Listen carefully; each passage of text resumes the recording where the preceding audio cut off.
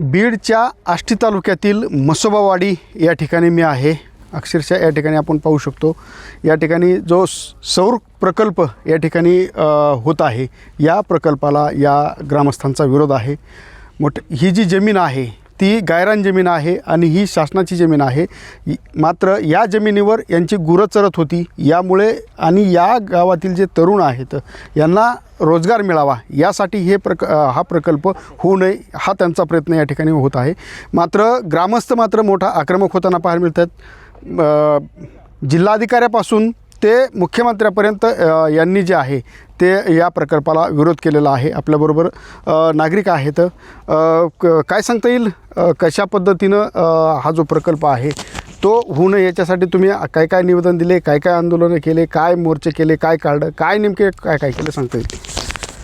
सर्वप्रथम मी महाराष्ट्राचे मुख्यमंत्री फडणवीस साहेब यांना नमस्कार करतो. आणि हे जे आमचं मसोबाचीवाडी गाव आहे हे पहिल्यापासून भारतीय जनता पार्टी पक्षाला मानणारं गाव आहे. स्वर्गीय मुंडे साहेबांना आम्ही दैवत मानतो पहिल्यापासून. साहेब आज जर राहत असते तर हा प्रोजेक्ट या ठिकाणी झाला नसता. ही जी गायरान जमीन आहे ही गायरान जमीन पहिल्यापासून देश स्वतंत्र झाल्यापासून ही गाय चारण्यासाठी ठेवण्यात आलेली आहे. स्वतंत्र झाल्यापासून लोक इथं जन्माला आल्यापासून लोक आम्ही स्वतः या ठिकाणी गाया चारलेल्या आहेत. या ठिकाणी एकमेव सोर्स आहे की साहेब 12ही महिने या ठिकाणी पाणी असते आणि ह्या गाया चरतात. गावातले जे माझ्या गावातले 30% लोक बाहेर ऊस तोडणी कामगारासाठी जात असतात. वेळ येणे कवर ऊस तोडायसारखा. या ठिकाणी जर त्यांचे मुलं बाहेर जाऊन ड्रायव्हिंग करतात, दुसऱ्यांच्या गाड्यावरती कामं करतात आणि 2 पैसे आल्यानंतर ते इथं पाईपलाईन करतील, आणखी इथं जमीन करतील आणि गावातच राहतील, जेणेकरून बाहेर जायची त्यांना गरज पडणार नाही. आणि हा प्रकल्प याचा गावाला कुठलाच फायदा होणार नाही. सरकारने हे लक्षात घेऊन या ठिकाणचा प्रकल्प इतर ठिकाणी जर केला तर ही जमीन आम्हाला राहील, इथं गाया चारण्यासाठी जागा राहील आणि इथून पाईपलाईन करण्यासाठी किंवा दळणवळण करण्यासाठी गावातले जे लोक इथं रोज 100 लोक येतात जातात. अनेक गुरं आहेत या ठिकाणी चरण्यासाठी. हे गोमाताचं करायचं काय? सरकार जर एकीकडे म्हणतं आम्ही गोमाताला प्राधान्य देतोय आणि दुसरीकडे हे गायरान जर जात असेल तर हे आम्हाला कदापि मान्य आहे. ग्रामस्थाच्या वतीने याला तीव्र विरोध आहे आणि इथं कुठलाही आमच्या गावातला रोजगार भरला गेलेला नाही. संबंधित कंपनीला आम्ही ग्रामस्थांच्या वतीनं या ठिकाणी प्रकल्पाला लेटर पॅडवरती यांना एक निवेदन दिलेलं आहे. त्याचा आम्हाला अद्याप रिप्लाय आलेला नाही. तहसील कार्यालय असेल, कलेक्टर ऑफिस असेल, नामदार पंकजताई असतील किंवा CM साहेब असतील यांच्या या ठिकाणी जाऊन आम्ही निवेदन मंत्रालयामध्ये दिलेलं आहे. पण आमचा शासनाच्या वतीने कुठलाही आतापर्यंत विचार करण्यात आलेला नाही. नक्कीच आपण पाहिलं की कशा पद्धतीनं त्यांनी हा विरोध केला आहे, कोणत्या कोणत्या ठिकाणी ते पोहोचलेत. मात्र अजूनही या प्रकल्पास बंद करण्यासंदर्भात कुठलीही उपाययोजना केली जात नाही. मात्र प्रकल्पाचं काम जे आहे ते प्रगतीपथावर असल्याचं या ठिकाणी पाहायला मिळते. माझ्याबरोबर अजून काही नागरिक आहेत. काय सांगता येईल भाऊ, काय सांगता येईल या ठिकाणी प्रकल्प होऊ नये याच्यासाठी काय विरोध नेमका केला जातो, काय सांगता येईल? ह्या प्रकल्पाला गावाचा खूप तीव्र विरोध आहे आणि सरकारने गावाला न्याय मिळवून दिला पाहिजे एवढीच आमची मागणी आहे. आणि आमचा असा विरोध नाही की प्रकल्प बंद पडावा, पण सरकारने हा प्रकल्प दुसऱ्या ठिकाणी न्यावा. खाजगी दुसऱ्या सबस्टेशनच्या जवळ आसपास खूप जमीन आहे तिथं न्यावा, पण इथंच आणू नये यासाठी आमचा विरोध आहे. प्रकल्प बंद व्हावा, हा प्रकल्प दुसरीकडे व्हावा अशी त्यांचं मत आहे. काय सांगता येईल हा जो प्रकल्प आहे तो ज्या वेळेस याचं काम चालू झालं पूर्व त्यावेळेस तुम्हाला काय माहिती दिली होती? काही संदर्भामध्ये तुम्ही एक सरपंचाचे नातेवाईक आहात, काय नेमकं तुम्हाला माहिती दिली होती का, काय सांगता येईल का? नाही, अशी कुठलीही कंपनीने माहिती दिली नव्हती. परंतु सुरुवातीला माझ्या माहितीस तो 1-1.5 वर्षापूर्वी सुरुवातीला एक माने कॉन्ट्रॅक्टर म्हणून आलते.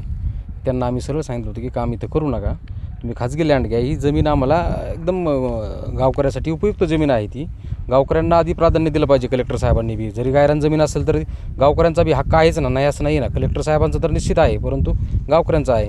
तर संबंधित कॉन्ट्रॅक्टदार सगळे काम स्टॉप करून गेला तो बिचारा. आणि त्याच्यानंतर एक 4-5 महिन्यानंतर पुन्हा एक नवीन CPR कंपनी आली.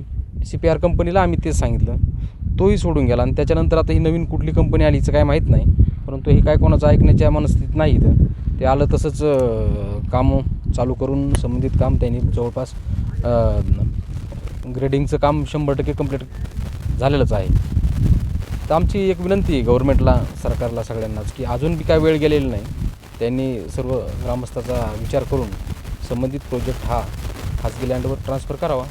प्रोजेक्ट होतो याच्यात आनंद आहे, तो त्याबद्दल दुमत नाही. प्रोजेक्ट हा शेतकऱ्यांसाठीच होतो आहे. गव्हर्नमेंटने हा शेतकऱ्यांसाठी चांगला उपयुक्त निर्णय घेतलेला आहे. प्रोजेक्ट झाला पाहिजे, परंतु काहीतरी गोष्टी तर गावकऱ्यांच्या बी ऐकून घेतल्या पाहिजेत, ग्रामस्थांना बी विश्वासात घेऊन काही गोष्टी केल्या पाहिजेत. असं काही घडलेलं नाही. या संदर्भामध्ये तुम्ही काही जिल्हाधिकारी असतील किंवा प्रशासनातील काही अधिकाऱ्यांना किंवा कुणाला भेटले का काही? मी या संदर्भात एक 8-9-10 महिन्यापूर्वीच तहसीलदार मॅडमला भेटलो होतो. तहसीलदार ताईंना भेटून मी सांगितलं होतं की ताई असा असा विषय आहे, त्यांनी मला 1-2 गोष्टी करून दिल्या की बुवा ते रोडचा विषय होता, ते रोड पण द्यायला रेडी नव्हती कंपनी. दोन्ही साईडने 2 रोड दिले आणि मी त्यांना 2-3 आणखी मागण्या केल्या तर की बस दोन्ही साईडने आम्हाला कंपाऊंड करून द्या. ते काय कुठल्या गोष्टी त्यांनी मान्य केल्या नाही. त्यांनी फक्त एवढ्याच रोडचा इश्यू होता तेवढा क्लिअर केला.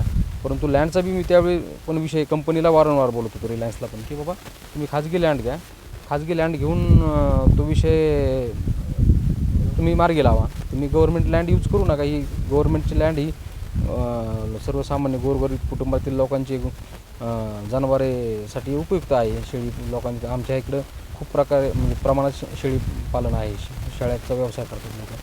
ते त्याच्यावर त्यांची उपजीविका आहे. तर ती उपजीविका पण त्यांनी मोडीच आणल्यागत केलेली आहे आत्ता तर या घडीला. नक्कीच आपण पाहिलं की या प्रकल्पासाठी ग्रामस्थांचा जो आहे तो पूर्ण विरोध या ठिकाणी पाहायला मिळतोय. मात्र संबंधित कंपनी असेल किंवा प्रशासनाच्या वतीनं कुठलीही ठोस उपाययोजना या ठिकाणी केली जात नाही. त्यामुळे आता एकूणच या प्रकल्पासंदर्भात शासन स्तरावरून काय निर्णय घेतले जातात हे देखील पाहणं तितकंच महत्त्वाचं ठरणार आहे. दस्तावरे, लोकशाही मराठी, म्हसोबाची वाडी, बीड. लोकशाही मराठी, ऐका, पहा, जागरूक रहा.